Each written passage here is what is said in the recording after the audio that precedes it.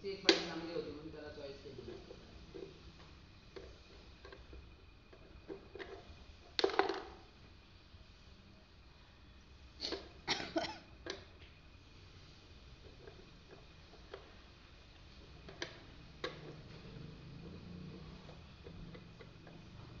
दिले 10 सेट करा. Fast kick आले पाहिजे 10. एक एक दोन दोन करून थांबू नका. त्याच्यासाठी दिले आहेत ते. उभं कर.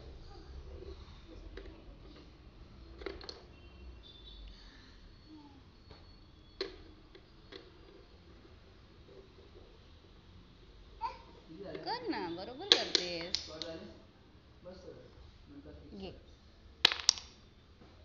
ते नको उघडू, आधी टाकून घे मग उघड.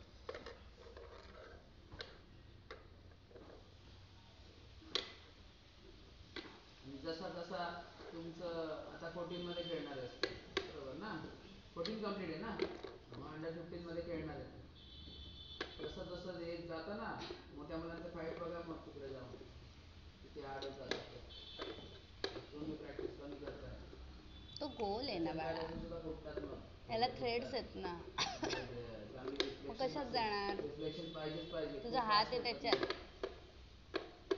म्हणजे त्याची मुलं काय होतं माहिती का, त्यांचं मेन हे काय होतं ते क्लासच्या क्लासमध्ये त्याच्यातच बरोबर आहे. तरी देतच राहतात. अरे बरोबर आहे. तो एक्सपिरियन्सचा खूप फायदा होतो. शेवटी फरक पडतो ना.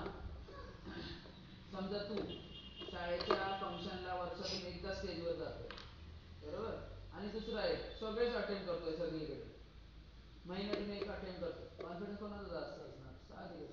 सेम तसंच येतं फाईटमध्ये पण. त्यांना एक्सपिरियन्स येत जातात, लूप होल्स कळतात. लूप होल्स म्हणजे मी समोरच्या चकीत चांगले का मी असं करून पॉईंट काढेल, सगळे सगळे एक एक समजून जातात. म्हणून ते मेडल्स ते जास्त मिळवतात, कारण त्यांना एक्सपिरियन्स भरपूर मॅच दिलेले असतात. हळूहळू आता तुमची लेवल अशी आली आहे त्याच्यात जाणार का ते, त्याच्या बाजूला तुम्हाला आता असं टर्न कर. आपण दुसऱ्या साईडला आपल्या ग्रुपमध्ये 6 जण आहेत बरोबर. उलट असं आधीच कळतं आता टाक की त्या 6 मधला नाही का कोण टॉप जाणार, ते आधीच कळतं की त्याची मॅच जर समजा कोणाशी होते तर त्याची फाईट तेव्हा समजून घ्यायची की तो काय करतोय नेमकं, कळलं का. आणि त्याचा कुठे वीक पॉइंट आहे ते तेव्हा समजून